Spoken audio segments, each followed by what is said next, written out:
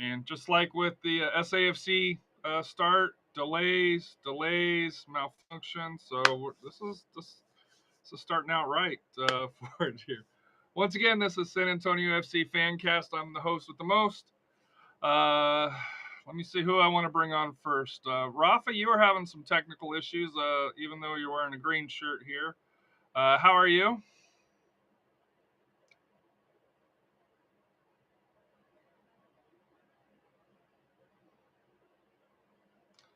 Next is Sleepy Matt. How are you? You just took a nap, dude. How can you be tired?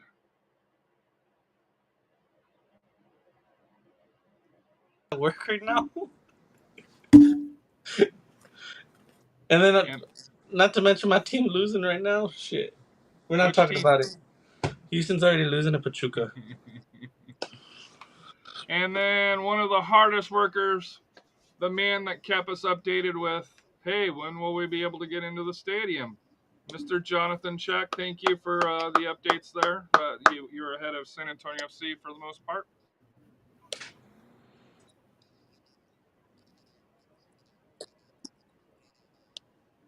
For about 30 minutes to an hour there, it was just SAFC would announce a new start time, and then you'd have another lightning strike, so they'd have to announce another new start time, which it seemed destined to cause another lightning strike in the area, and so it just kept going and going, but we got the game played eventually.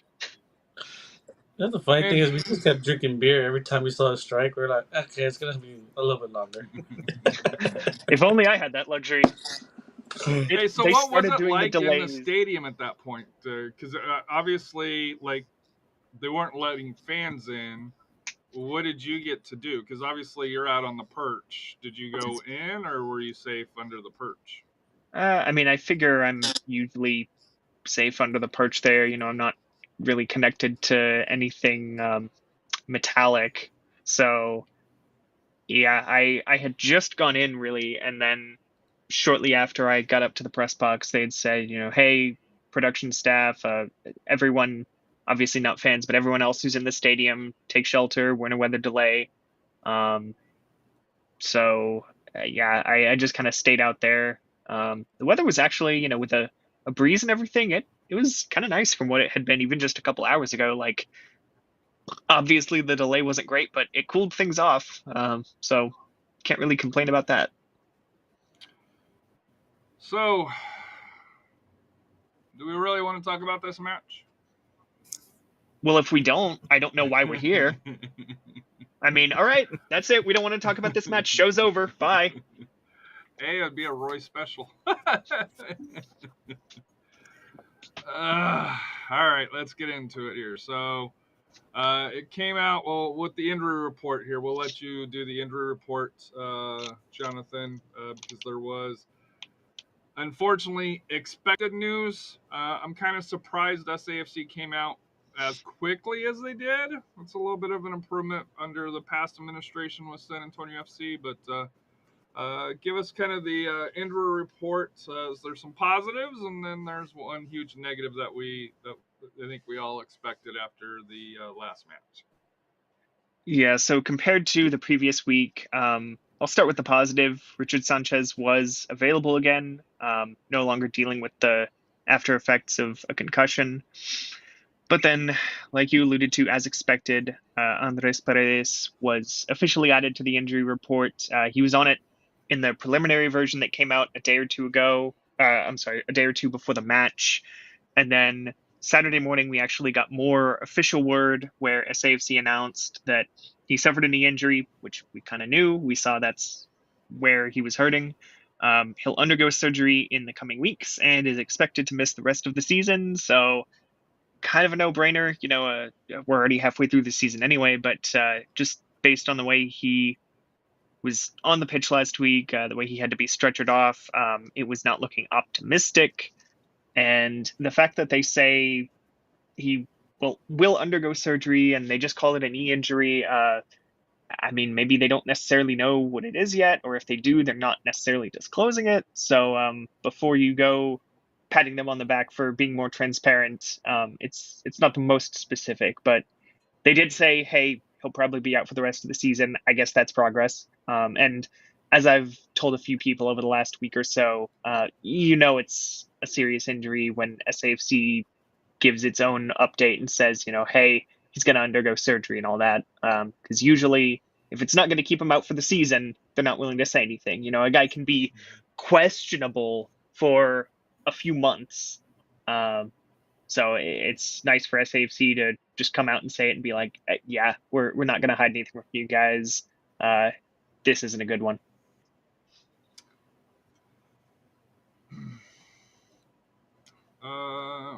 El Aguilar, hello, Harry, Rafa, or Harry, Jonathan, Rafa, Matt, all in one name.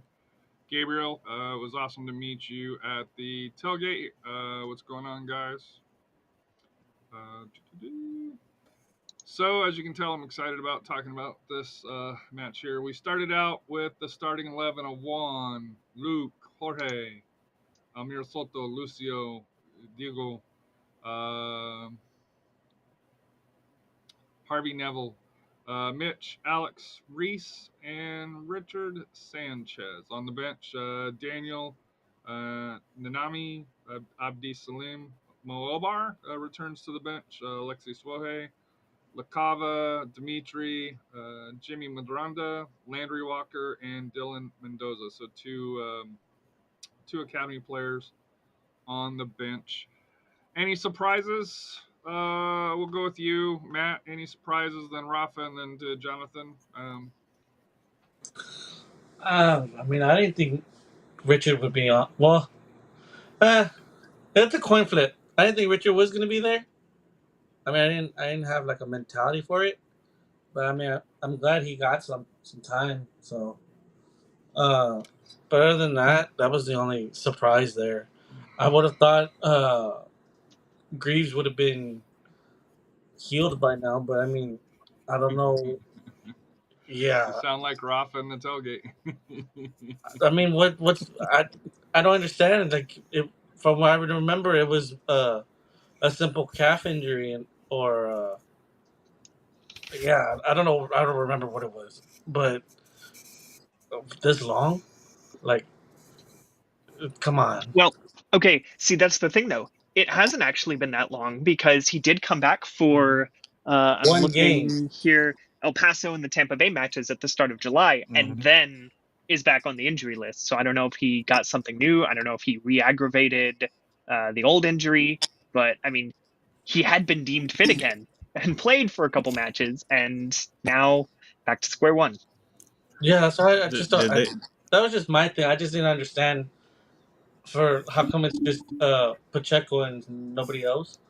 Because I'm gonna say it as usual. I don't trust Juan up top by himself. And But he's not up top by himself, according to the I formation. know he has Hawkinson with him, but it just technically he's by That's himself another story because for Harry. we know Hawkinson's gonna be all over the field. But This might be a question for Jonathan. I know y'all will get into it, but why hasn't Shannon played more, especially with the back line falling apart? I think it's a fair question, but I also think Shannon has lost a step because when he's been on, like, I think we have that perception of what he was and kind of the perception of what he's becoming.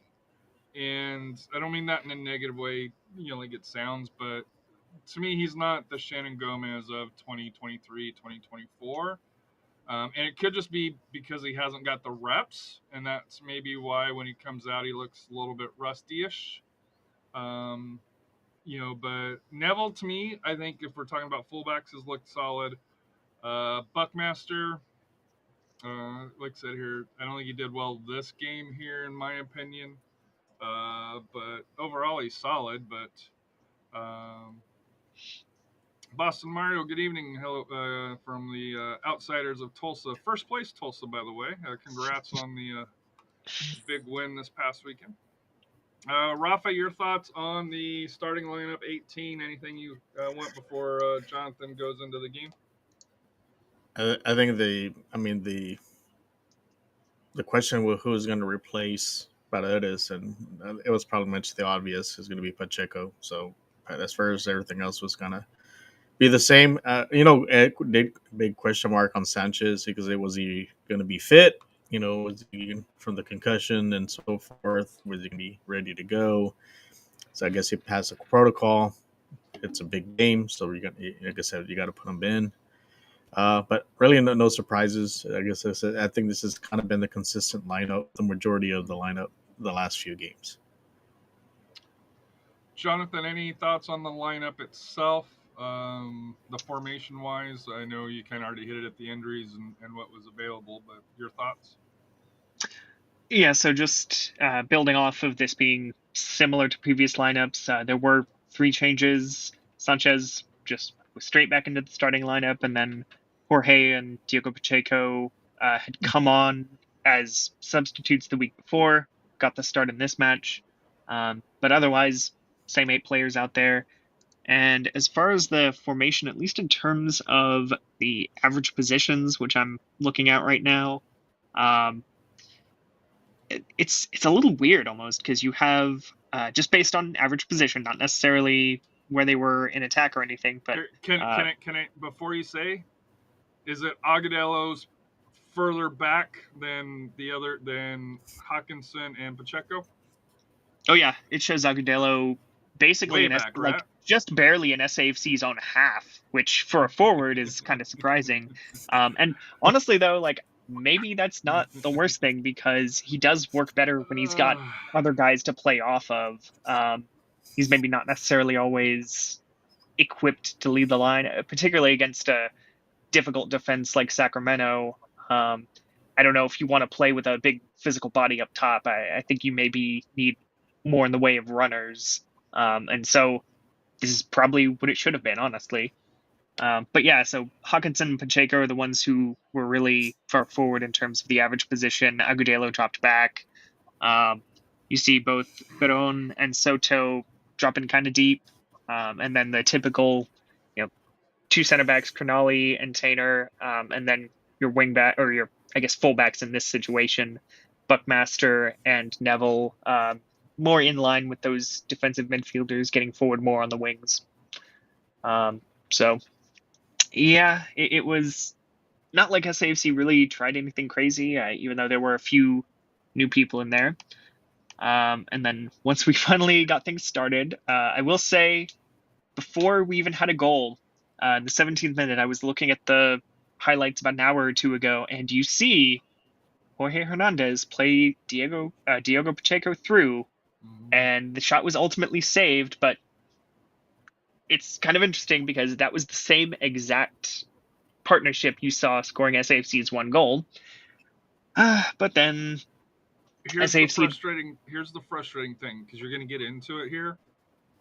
Before Sacramento scored its goal, SAFC could have had 3. They had 3 opportunities. They had a point-blank one, and Danny Vitello had a great save. I seem to recall Sacramento getting a couple opportunities of their own. But I'm just talking about for SAFC.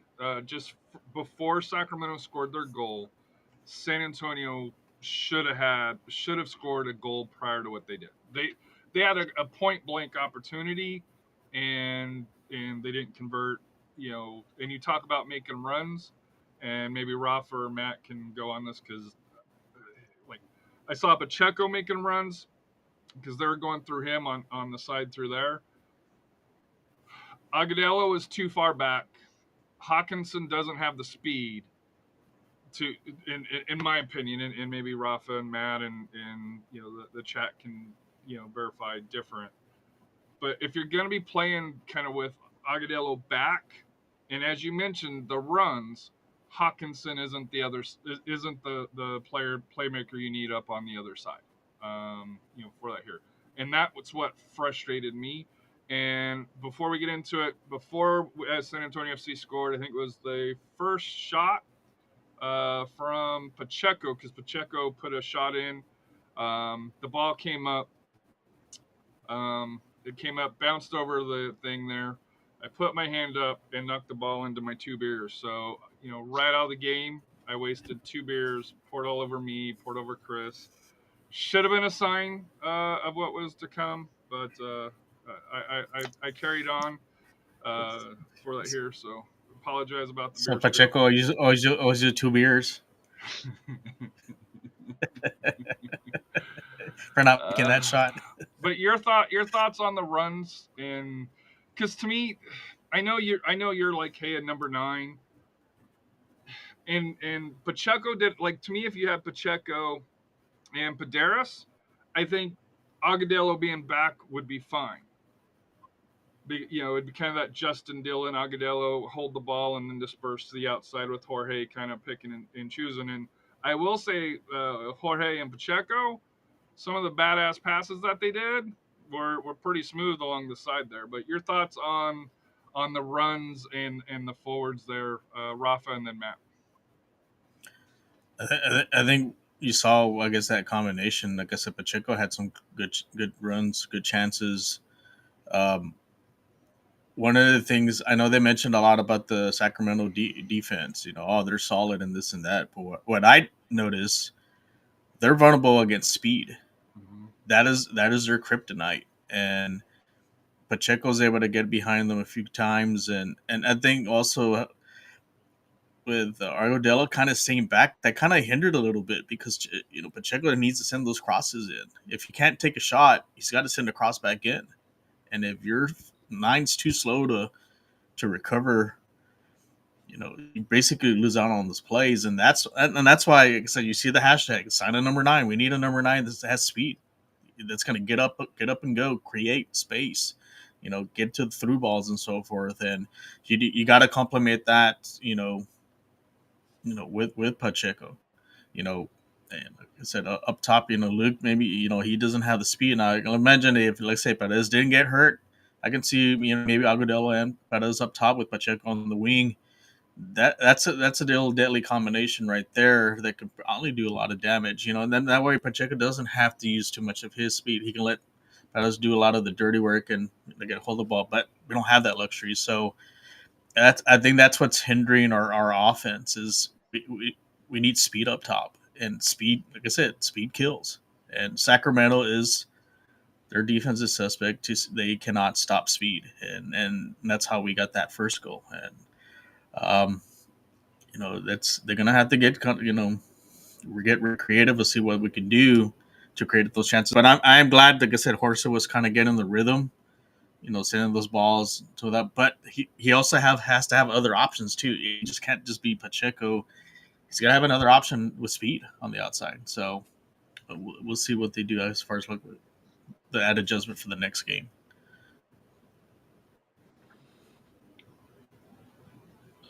Yeah, I'll turn. Well, just kind of building off something Rafa said, though, getting in behind and causing problems with speed. Yamosa mentioned after the match that was kind of something they were, maybe not in those exact words. He was talking about sort of trying to play through passes, trying to build the ball up to lure their center backs out, to then create that space in behind that you can run into. And so that's something that I think, particularly with Pacheco, we saw a few times.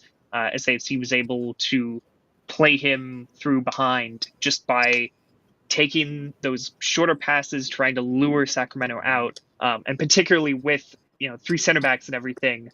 The more you can get them coming forward, the more you can break apart that solid defensive wall, the better opportunities you're going to get. Go ahead, Matt. Yeah, from Pacheco running on our side, closer to us, you can see how many times he's beaten the left back, or the left center back. The left back, yeah. Yeah, how many times he got beat between him and Jorge passing to each other's a little bit of that ticky tacky stuff, but not nothing too crazy.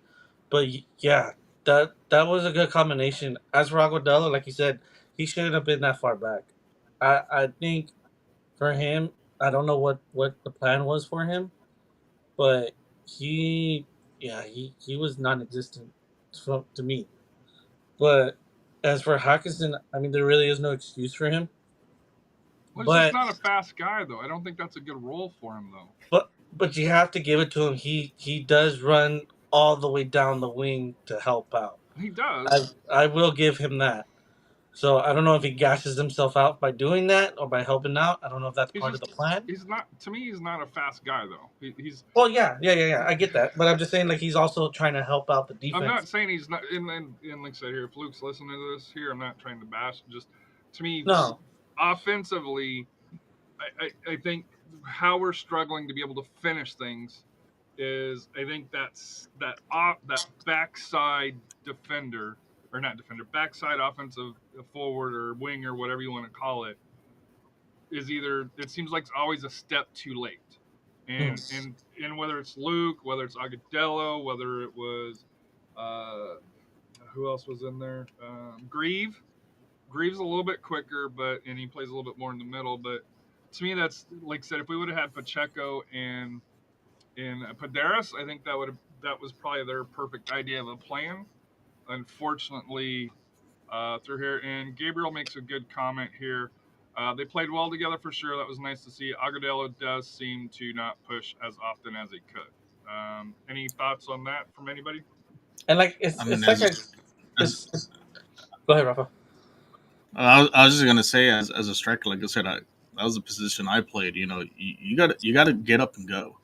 And even when I coach my teams, you know, whether I played a 2-3 forward attack, I make sure I had speed up top because, like Jonathan mentioned, about the what their game plan was is trying to pull that center back out. That's the whole point. You want to pull that guy out to create spaces, and guys with speed are going to get to those spaces and then put balls in the net. And this lineup doesn't give you up top, and that's something maybe, like I said, they're gonna have to really get to the drawing board, see what combination, would be best, up top. Maybe, you know, Diego needs to be up top with Agudelo, and then have someone else on the wing with some speed.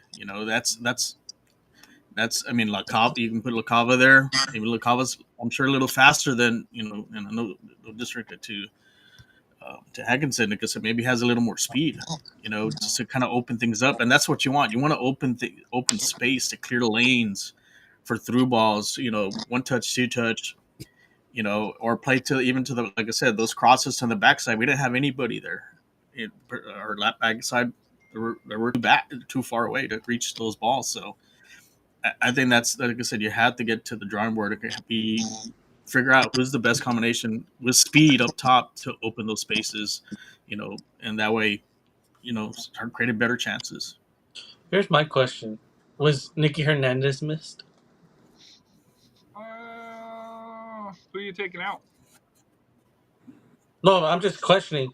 But who are you taking out? Here, I'll go back to the lineup so we can see. Yeah. So you have Jorge, Soto, Barone, Pacheco. But I wonder if that's who Barone was in for. So, well, I mean, Barone had been playing the last few matches anyway. Nicky sort of got sacrificed, I guess you would say, for Jorge. Musa, over the last couple of weeks, even mentioned that Nicky had been shifted forward into more of a number 10 role while Jorge was out. Now, obviously, Jorge's back. Nicky, unfortunately, just gets pushed out of the team. And I'm a little curious if maybe he had something going on in his life, because he was not even in the squad, and this is the first match all season that he's missed. He's played a role in every single league game, every USL Cup game, even the friendly against Las Palmas.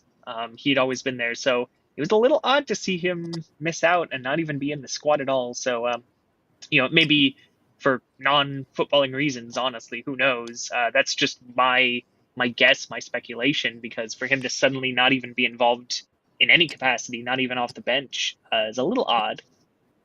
And he wasn't on the injury report either, to be fair. No.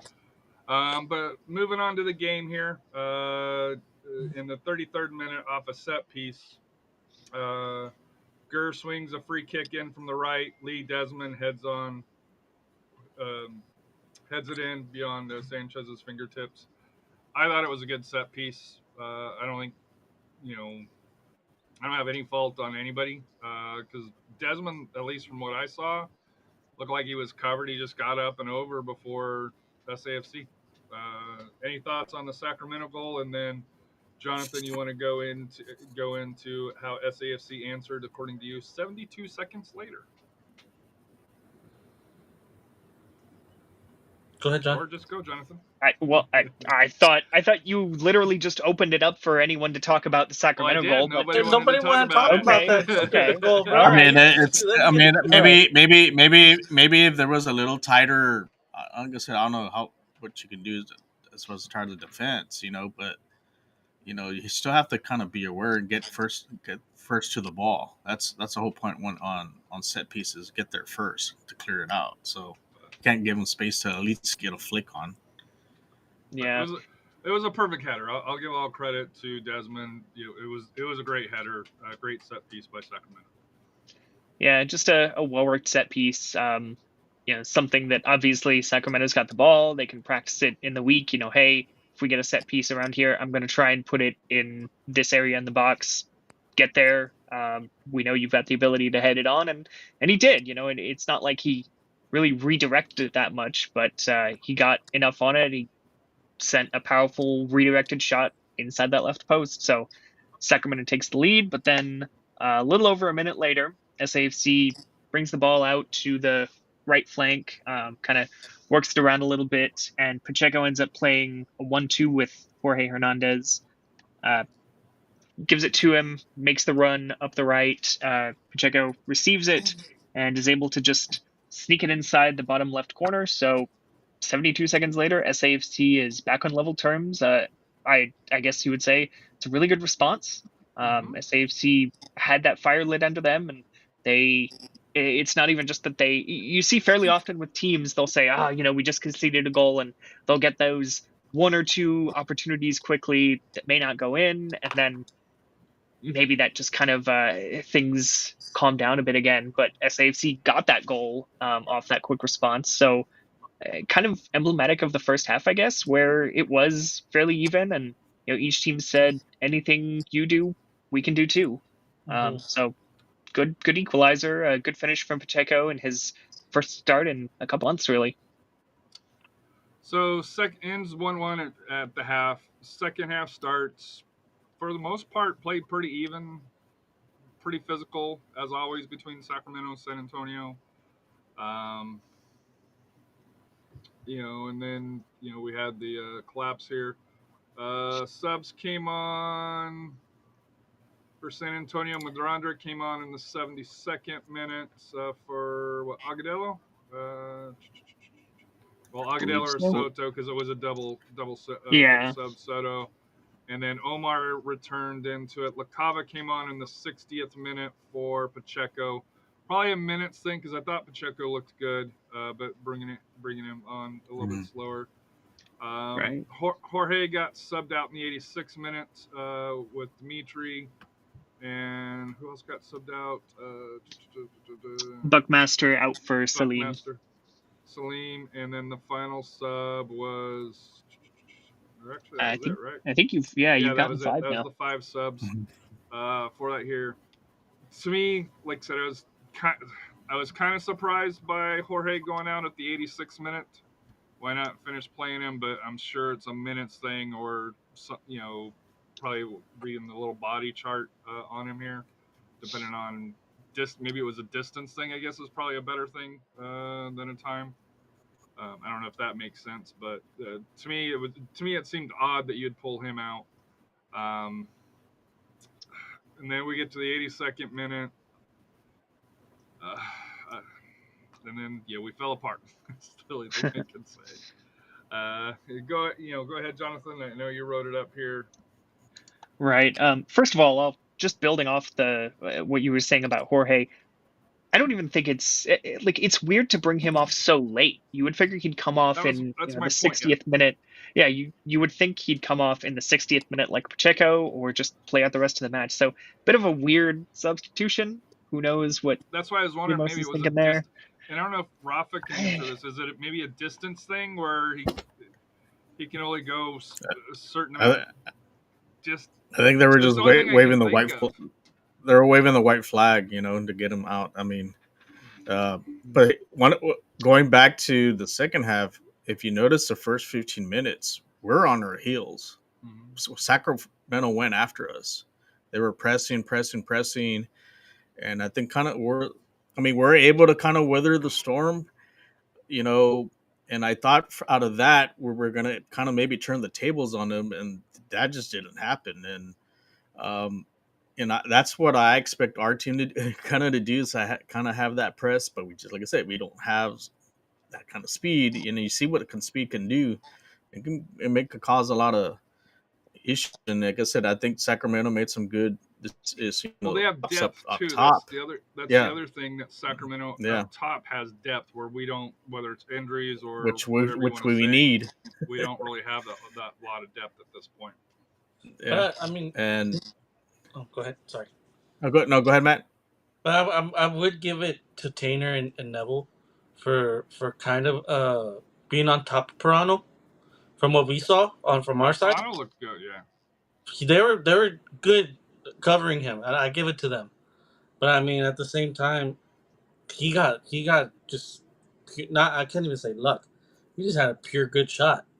I mean, kudos to him for what he did. But I mean, I don't know if it was someone lost the step. I don't know if someone forgot to mark him. But prior to his shot, Mitch and Neville were on him like you wouldn't believe, and I'll give it to them for that. They did great. But what they didn't force him really to do, especially on the shots, go to his right. You know, they can go to his weak foot. That's the thing. I mean, that's his kryptonite. And if you ever watch play when he played here, that he can't really do much going to his right.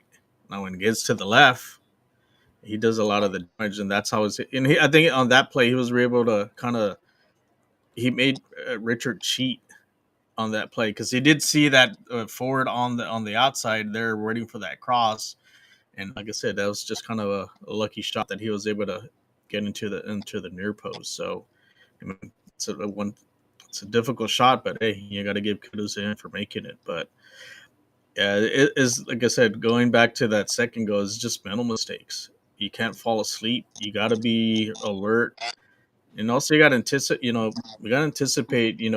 Where your players are at as far as getting them out. And I think that cost us that second. I think if they don't get that second goal, I think we end up maybe with a tie, or maybe we get a late winner.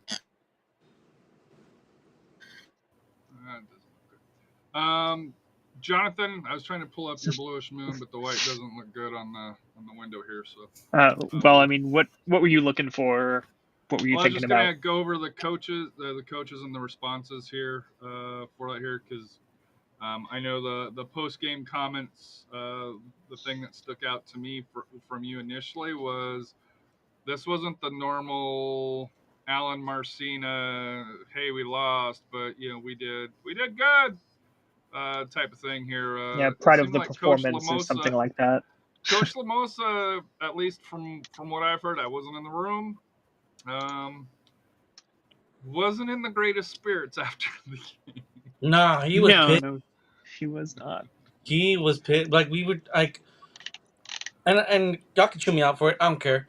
I try to ease the moment and be like, hey, we're still top 5. The supporters are still here, but he was like, no.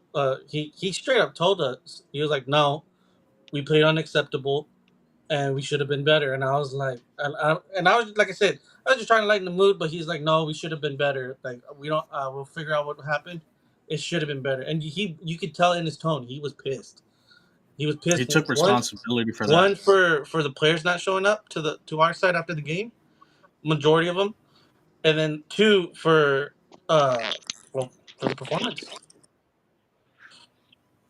Yeah, so since we're talking, I mean, I was going to summarize some of what they said after the match, but since you bring up, actual quotes, I would encourage anyone, since we're talking about it, I assume SAFC's posted those post-game interviews by now. On YouTube. Yeah, okay, so they are up there. I never really look because obviously I'm there. I've got them recorded myself. But Yamosa, buddy. Hey, you guys have, this is a credentialed show. One of you guys could show up there too. You can stay until midnight like I did this past weekend. Anyway, no, so Yamosa initially, though, was kind of asked how do you feel after tonight's performance? And he said, bad, terrible. That was embarrassing, what we saw out there. We went from a good first half to a terrible second half. I don't know why we changed so much. I don't think Sacramento changed. They kept the same formation. They kept pressing the same way, 5-2-3, and we started playing long balls suddenly in the second half. We looked flat, no bite, no competition. They wanted it more than us. And so, just in general, he's baffled at why his teams seem to have, sort of that shorter passing, try and lull the Sacramento defense to sleep, try and lure those center backs out. They were doing that more in the first half, and then in the second half, he just saw a lot more long balls, which could maybe work if you have a really speedy player, such as Andres Paredes up top. But otherwise, I mean, good luck. Sacramento's got a solid defense. You need to pull them out. And SAFC just wasn't doing that as much. And so Sacramento just kept pushing and eventually got the goals that you guys have already kind of talked about. And I will also say with the second goal, the one that Corey Bennett scored, where it's kind of you must even acknowledge this in the post-game interviews. He was talking about that exact play. Crognali gets ahead on it, and in reality, that kind of just helped Bennett, because if he doesn't, the ball probably just goes to Sanchez, and he collects it at the edge of the box. But instead, it kind of held it up, and it pops into the air, not quite in the box, though, so Sanchez can't reach up for it. Bennett controls it, chips him. So kind of an unfortunate play there. It just a few things just happened to go wrong. A bit unlucky for SAFC in some ways. But we keep saying that, and this is what the third collapse, because you twice against New Mexico, who is a good team. Outside of playing us, they're a good team. I guess outside of us, they're not. You got rolled in Hartford last Wednesday, and then Sacramento here. My perception from where I was sitting,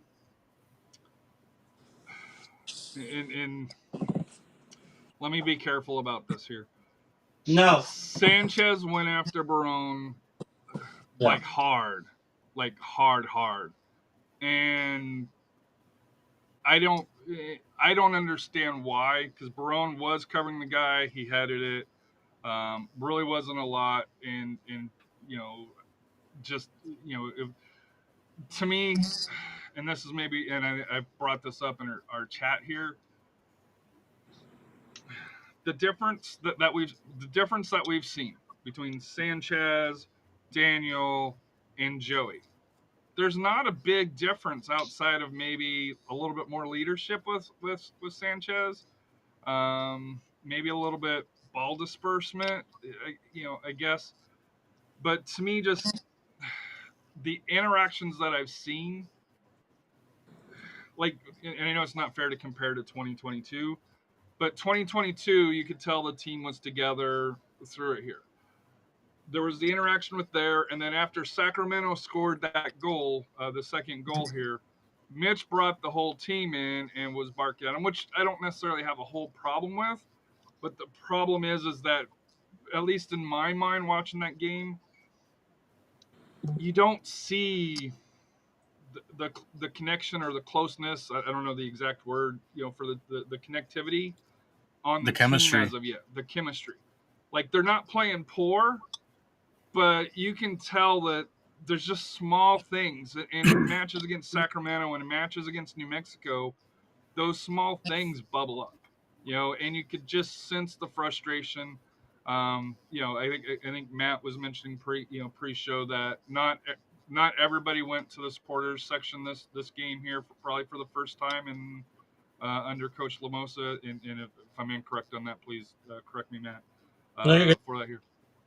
So, to me, for Coach Lamosa, the good thing is they got Vegas ahead of us, which just lost 6-0 to El Paso. To El Paso.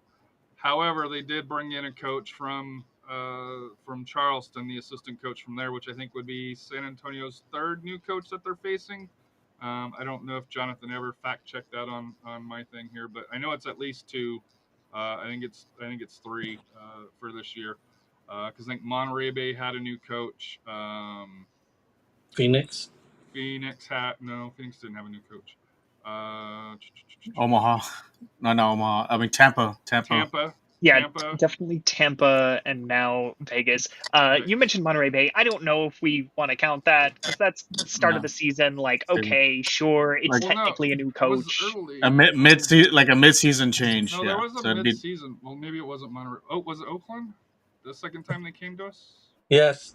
Possibly Oakland. Yeah. Yes. Yeah, they Oakland. may have Yeah, gotten rid of It may have their been Oakland. guy. So that was the third one. Sorry.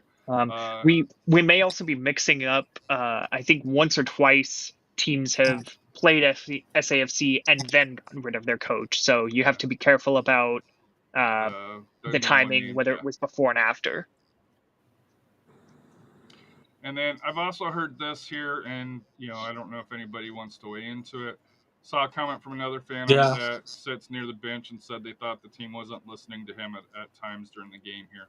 So to me, for Coach Lamosa, this is probably his first big, hey, can I bring the locker room together and ride this out, or does he lose the locker room? And I hate saying that he loses the locker room because they're fourth and tied for third in the West right now. But Rafa as a coach, I'm sure you've seen coaches kind of in similar situations where there's a little frustration bubbling under the surface within the locker room, I feel. Oh, you make changes. That's the thing. You want to make a statement, you make changes. If they're not going to listen to you, you put in people that are going to execute your game plan. And I think that's the problem right now. Maybe with our back four, or even with when the defending wise, some of them are not following the game plan, and you can see some of them are real frustrated, with it, and that's what's causing some of the confusion and some of these little mistakes that shouldn't be happening. Stick to the game plan. That's the whole. There's a reason why you watch film. There's a reason why you get coached. You stick to the game plan. Unless coach says something and gets up, say, hey, you know what, we need to make that adjustment. Then you make that adjustment. Or if you see something, maybe go up to the side. Hey, coach, that's from even with me. If I saw someone not doing what I asked them to do, I took them out, set them on the bench. I'm not gonna have anybody go rogue. As far as when it comes to a game plan, and like I said, with that comment, if you don't follow through those instructions, because like I said, the coaches have a different perspective view, see what's going on. Even with the assistants there too, that's other pairs of eyes they're seeing the game. If he's calling out, what he needs to make those adjustments, change things. If you're not going to execute it, that's also on Yamosa's part. He has to pull that player out.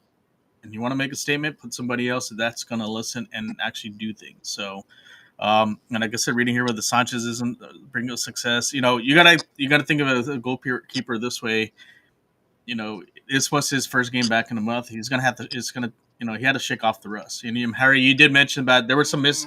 He did miss some of that, and that goes to rust. Because remember, when you're a goalkeeper, you have to be in rhythm. If you haven't played in a month, you lose that rhythm. And that's out of experience. Maybe we should have started Daniel instead. But this was a big game. Yamosa went with this. Hey, this is who he's had success. But that's what that was the risk he was taking. He's gonna be rusty. Same thing with Pacheco. This one of his first games back. He's gonna be rusty too. So, but luckily, But I think saw that because Pacheco came on late the last game, looked rusty. This game, he looked a lot better. And to me, the whole goaltending thing, and I haven't been a super fan of Sanchez for the here. I don't think he's a number one goalkeeper. To me, the talent between him, Daniel, and Joey, from an average fan, and like I said, I'm an average fan. Rafa's got a lot more experience. Jonathan, from the media side, Matt, from also a fan here. From my point of view, I'd almost rather give Daniel or Joey. I know AJ's all, hey, we lost because Joey wasn't in there. So somebody's got a little fan crush on him as the goalkeeper. But to me, and I know it's probably a little bit early to pull the trigger because we are tied for second, third in the league. To me, if we're not going to bring in a goalkeeper, and especially if we're going to be kind of mid-table, do you try to because I think this team has talent, and especially if they bring in a forward, which I suspect that they're going to do at some point. Do you not give the young kids the opportunity to kind of build and learn from there? Because Matt said it, we're not a championship team. Well, we're not in last place, so if we were in last place, I see them play more. That's the difference. That's fair. The one thing you got to understand is this, and this is why I always preach when I coach, especially to my defense and my keepers. If they scored on our keeper, it's because our defense wasn't doing their job. That's the bottom line. If our defense is not doing what they're supposed to be doing, deny, delay, and destroy plays, and they score on our keeper, that is their fault. Now, if he does a bonehead move, the last couple of goals have been defensive errors outside of this. Now, if he does a bonehead move like that goalkeeper from Liverpool did in that Champions League game, well, that's a whole different story. Yeah, you get on the keeper. The bottom line is it comes down to defense because they're the ones that's supposed to prevent you from shooting the ball.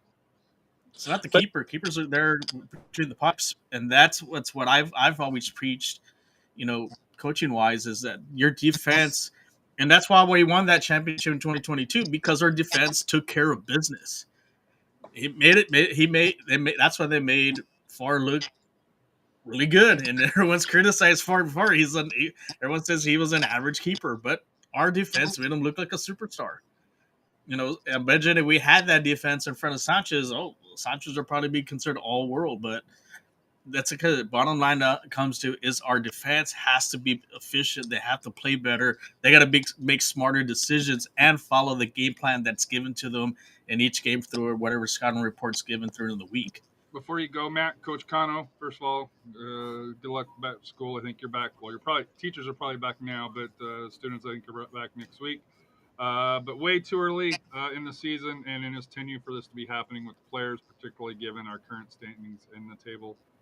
That's a fair point, but I also think it's a test to his leadership and the fact that he is a first-time head coach, even though he's got 17 plus years of experience as an assistant to Gio Savarese.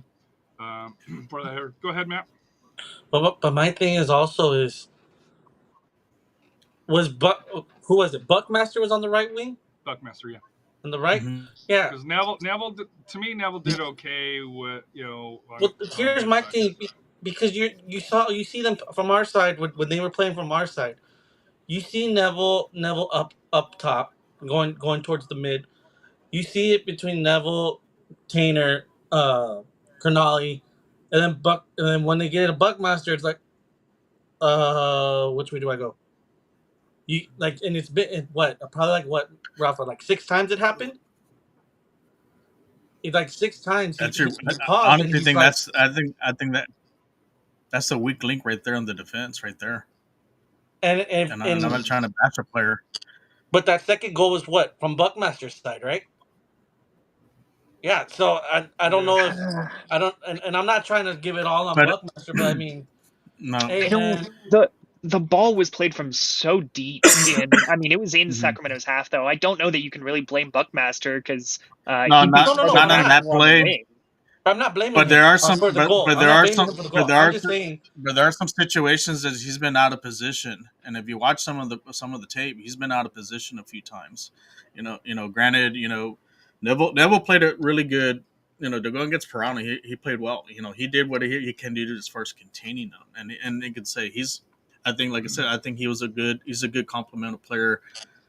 He's a good signing because he's shown, like I said, he can defend. Here's my question. I think what's hurting us is not having Nelson Blanco. Blanco's got that speed, and he does get into that attack. And what about Jimmy Medanda? That's a question mark too. So why was he playing forward? I mean, he does a lot of the damage on the wings. But if you had Neville and Madondra on the back four, is that too offensive? You got some speed. But is that too offensive? But Jimmy's shown he can play defense fairly well, but he has the ability to get up and his speed, and obviously he's got some shots. But to me, that's kind of the question. Maybe Nelson Blanco's hurt, so he's on the injury report, so that's why he's not playing. But to me, Madrondo, and like I said, especially if Neville's Harvey Neville he's looked good, especially coming from Phoenix, where they were saying, hey, he couldn't even make the 18. He's making our starting lineup. To me, the surprise is where is Jimmy? Because he had early in the season when we were off to a good start, he played a pivotal role. And lately, he came in, 72nd couple games, I think. Yeah. Mm-hmm. But to me, and like I said, Reese is not bad. I just don't know if he fits the system, though. That's the issue. And that's, if you saw like Madrano, like I said, he played well on the outside, whether it was on the wing as a midfielder or even on the defense. I mean, if maybe going forward, maybe I put Madrano on the wing and push Diego up top, so then that way you do have some speed up, speed. No, there. Here's how you want to go. Here's how you do it. Or you can put him on the back four. You put him with Luke. You put Luke and Madronda together. Diego. When Luke and Madondra. But Madronda's not a forward. Well, no, but he can play back as the fullback, and then when he goes up, Luke can come back because Luke can play. He has shown he's versatile to be able to kind of step back where they rotate back and forth depending on if Jimmy goes up, Luke could slide back so that way you don't lose that back four. But that's just me. I mean, the other option is going back to playing a back three. You play Neville Neville with Tanner and Pernelli, but still play with a 3-5-2. And you can still have Madron on the outside. But what was the back line when we first started? Who was in the back line? It was a 3-back. Remember, we've played a 3-back a few times. Remember in the Corpus game, Madrano played on the outside on a 3-back. So it can be done. But I'm saying in the first 4 games where we were so spectacular, what was the three? What was the back line? You had Swohe coming in right here, and then Soto. But we're at 55-47. I told Jonathan that we weren't going to be long, and he's like, "No, we're going to be long," and we're still long. Yeah, because I know you guys. Let's kind of look at final thoughts here. I'll start. School starts next week. Watch out for school buses. Watch your speed limit or watch your speeding in the school zones, because especially at the start of the year, SAPD, Bear County, and rightfully so, are out there watching to make sure us parents and us workers are slowing down and watching out for kids. And if you've got kids, like I said here, try to give them as much support, especially given a start at the start of the year, because if they can get off to a successful, start of the school year, just like with SAFC, a successful start of the season helps prepare them going forward. Whoever wants to go next and whoever wants to end, you guys figure it out. I'll end. Okay, well, building off of what Harry said, yeah, school's starting. Support your kids, give them the encouragement to start on the right foot. I know when I don't even know how long ago I should say, but when I was in school, I always at least tried to start strong. Was 2 weeks ago, right? Or 2 years ago? Yeah, sure, pretty much. No, I mean, the way I see it, the more ground you make and the firmer foundation you have at the start, the more room you have later on if you get a little tired or if life gets in the way, if something comes up. So start as you mean to go on. But then also work with your teachers, support them, because I think we all know in this country, particularly in this state, sometimes teachers do not get the support that they need. I know I've had a lot of teachers in my family. We know some teachers in the SAFC community, and you see them having to ask for supplies. You hear them talking about being sort of burnt out, and having to deal with parents in particular is sometimes one of the struggles, because they won't get support from parents. They'll say, hey, your kid's missing these assignments and stuff, and the parents will just kind of shrug. So try to work with the teachers. They, believe me, at the end of the day, they're not here for themselves. Like, they want to be able to help your kids. They want to be able to positively shape the next generation. So work with them. I think that's pretty much it. I'll just go with that. Thank you, Mr. Gomez. Good luck with third grade this year.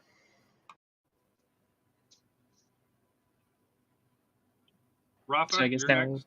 Rafa, yeah. I guess I could say, well, for those seniors, make sure you get your Apply Texas and College Common App accounts already set up. That's already open. You can start applying for some schools. My school won't be open until September 1st, but if you need to apply to A&M Victoria, let me know. Or any questions. You can, like I said, I've had some people contact me for any questions as far as college-related stuff, as far as admissions, financial aid.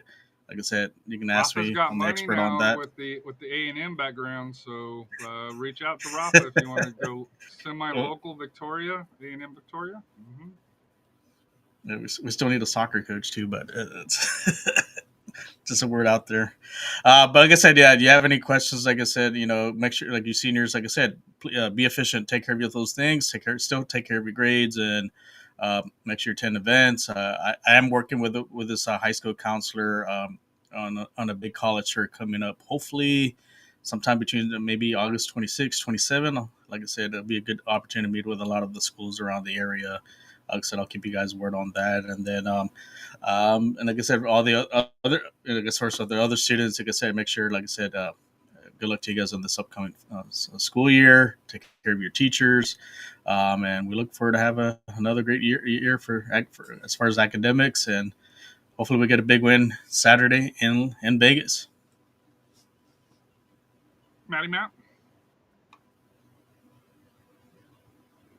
Your camera's good, buddy. Okay. It's not going to help you much, man. Okay. But so for my final thought, I'd like to thank. Now you sound like crap, too. What'd you do? Yeah, So you're all scratchy, dude. No, you're all scratchy. What did you do? Fix whatever you did. Let me see. You need to get some microphone like this.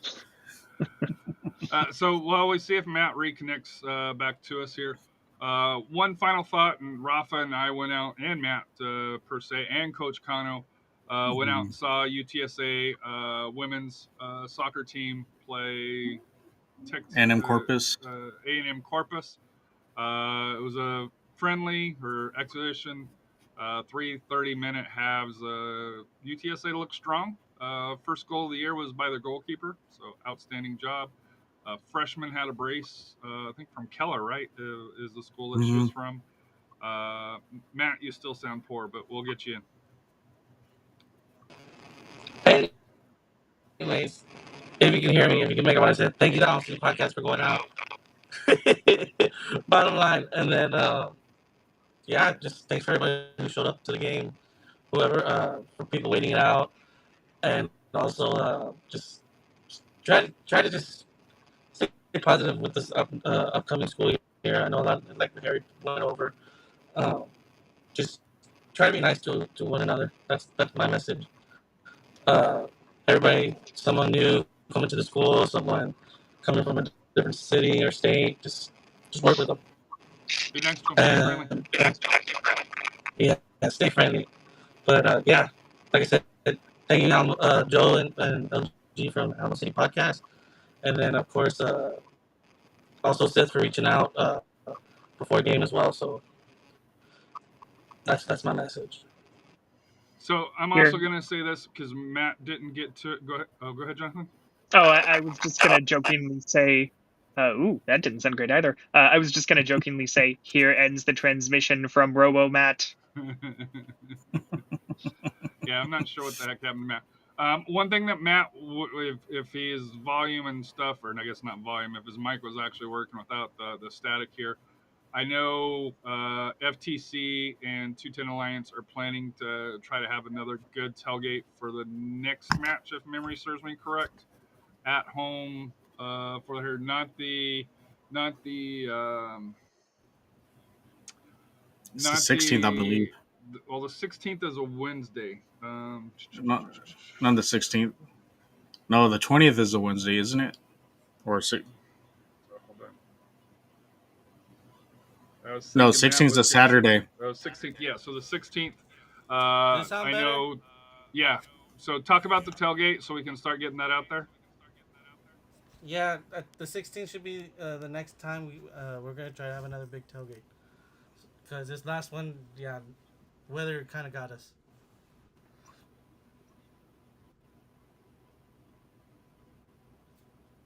But yeah.